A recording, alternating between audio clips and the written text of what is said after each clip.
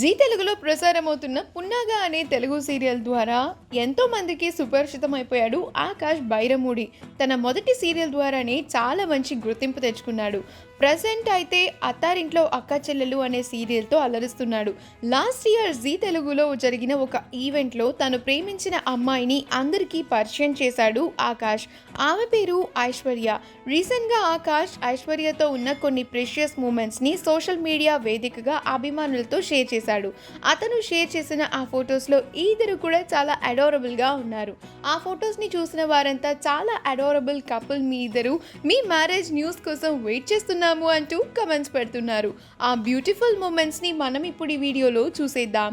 ఈ వీడియో కనుక మీకు నచ్చినట్లయితే మీ అభిప్రాయాన్ని కమెంట్స్ ద్వారా మాకు తెలియచేయండి. మా ఛానల్ని సబ్స్క్రైబ్ చేయడం మర్చిపోకండి.